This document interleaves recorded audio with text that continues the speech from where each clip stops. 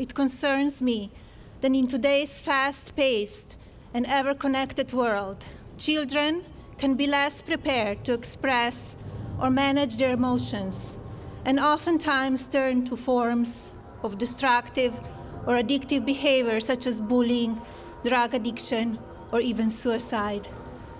I feel strongly that as adults, we can and should be best at educating our children about the importance of a healthy and balanced life. So today, I'm very excited to announce Be Best, an awareness campaign dedicated to the most valuable and fragile among us, our children.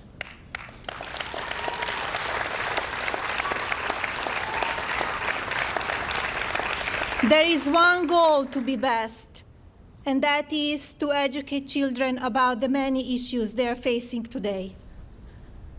If we truly listen to what our kids have to say, whether it be their concerns or ideas, adults can provide them the support and tools they need to grow up to be happy and productive adults who contribute positively to society and their global communities. At the same time, children deserve every opportunity to enjoy their innocence. Every child should know it is safe to make mistakes and that there are supportive adults and friends nearby to catch them if they fail. We also need to be mindful that they should learn to trust in themselves and their own emotions. I believe our responsibility lies in the critical time before a child reaches adulthood. Let us teach children the importance of all aspects of their well-being, which includes a social, emotional, and physical health. There are too many critical issues facing children today. So the three main pillars of Be Best will include well-being, social media use, and opioid abuse. Together, I believe we should strive to provide kids with the tools they need to cultivate their social and emotional health. We can and should teach children the importance of social and self-awareness, positive relationship skills, and responsible decision-making. Once a child understands these vital skills, they will be able to communicate openly with one another and instill positive feelings of mutual respect, compassion, and self-esteem. Let us teach our children the difference between right and wrong and encourage them to be best in their individual paths in life. Take, for example, Christian Bucks, a young man from York, Pennsylvania, who is here with us today. When he was in second grade, Christian introduced the Buddy Bench at his elementary school to address loneliness and help other kids build new friendships. The Buddy Bench allows classmates to connect during recess and helps ensure that no student feels lonely. If a child sits on the bench, it signals other students to come over and ask them to play. Christian school and community embrace the Buddy Bench, and today at least one can be found in all 50 states. Thank you, Christian, for your commitment to kindness.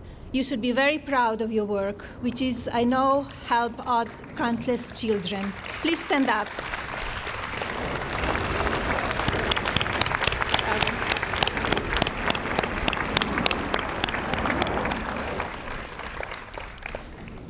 I'd also like to talk about Orchard Lake Middle School in West Bloomingfield Township, Michigan.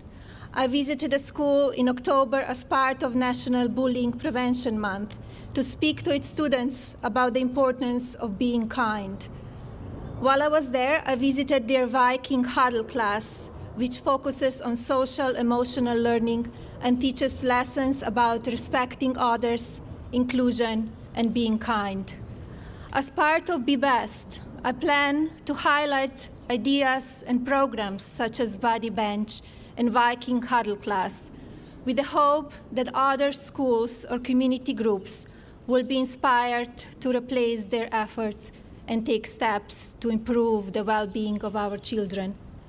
We have invited some of the Viking Huddle class here today. Thank you all for being and taking time here with us in the White House.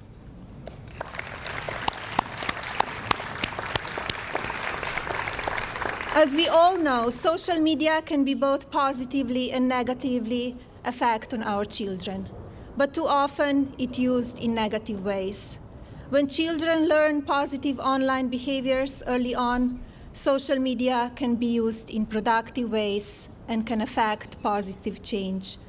I do believe that children should be both seen and heard, and it is our responsibility as adults to educate and remind them that when they are using their voices, whether verbally or online, they must choose their words wisely and speak with respect and compassion.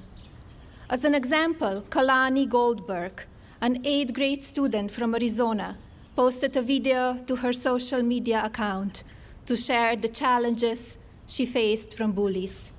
In the video, she said, "Every day you're hurting me. Every day you're hurting each other. So please stop. Stop hurting me." Kalani and her family have joined us here today, and I'm happy to report that since posting her video, many have watched it, and most importantly, people have reached out to offer support and kindness. Thank you, Kalani, for being brave enough to share your story and also for using your experience to bring positive change. Please stand up, Kalani.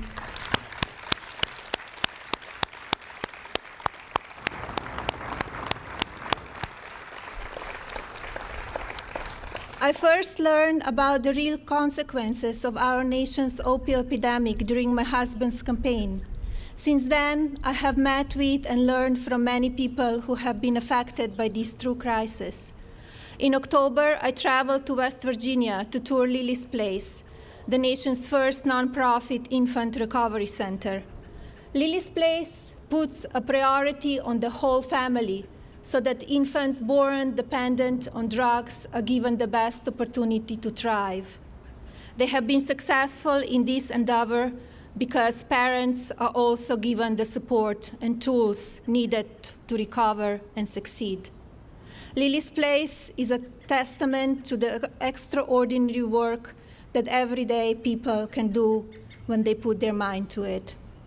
I will use my best to bring attention to programs such as this in order to encourage conversation and replication. In February, I went to Cincinnati Children's Hospital in Ohio, and a panel of doctors briefed me on the devastating effects that opioids are having, but also their important research on neonatal abstinence syndrome. I'm pleased to say that representatives from both Lily's Place and Cincinnati Children's Hospital are here today. Thank you. Thank you for being here, and thank you for your heroic work on behalf of children. I want to thank the many people I have met with and learned from over the past year while researching these vital topics on behalf of children. This includes the cabinet secretaries who have joined us here today, as well as representatives from Microsoft, Google, Facebook, Twitter, Snap, Amazon, National Safety Council, and so many more. I would like to thank the President, the Vice President, Karen Pence, and other members of the administration, as well as the members of Congress who are here today. I'm honored to have you all with me, and I look forward to working together on the behalf of children in the coming years. In my time as First Lady of the United States, I will make every effort to be best at championing the many successful well-being programs in existence today and teach the tools and skills for emotional, social, and psychical well-being. I will also work to shine a spotlight on the people, organizations, and programs across the country that are helping children overcome the many issues they're facing as they grow up. I will continue speaking with leaders in the technology industry about children's online habits and raising awareness around the importance of positive behaviors. I will continue to work with those who are fighting drug addiction. And most importantly, I will continue to travel and speak to children directly about both their victories and difficult realities they face. My hope is that together we can be best at helping children and families find effective ways to educate themselves and support each other. I'm asking you all to join me in providing support and guidance to our children so that we can make a real difference. How we raise and educate our children on a variety of topics will provide the blueprint for the next generation. Together, let's encourage children to dream big, think big, and do all they can to be best in everything that they do. Thank you all for being here today. God bless you, your families, our children, and God bless the United States of America.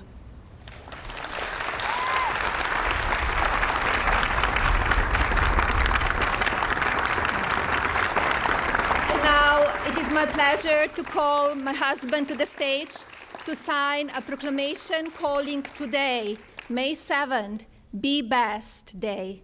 Mr. President?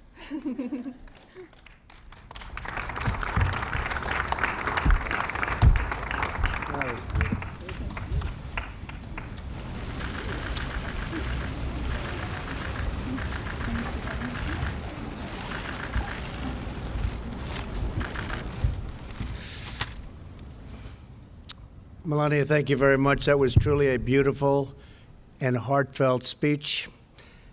It's the way she feels, very strongly. America is truly blessed to have a First Lady who is so devoted to our country and to our children. Over the past 15 months, Melania has visited hospitals, schools, families who have suffered from the opioid crisis and suffered very deeply. Everywhere she has gone, Americans have been touched by her sincerity, moved by her grace, and lifted by her love. Melania, your care and compassion for our nation's children, and I have to say this, and I say it to you all the time, inspires us all. Today we pledge to be best. Best for our families, best for our communities, and best for our nation. And now I am proud to sign the Be Best proclamation, and I think you all know who's going to get the pen. Thank you.